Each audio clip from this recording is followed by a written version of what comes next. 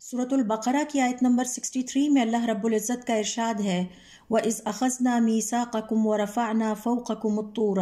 خُذُوا مَا آتَيْنَاكُمْ بِقُوَّةٍ۔ اے بنی اسرائیل یاد کرو جب ہم نے تم سے عہد لیا اور تمہارے سروں پر پہاڑ کو معلق کر دیا۔ مفسرین کرام کے مطابق جب بنی اسرائیل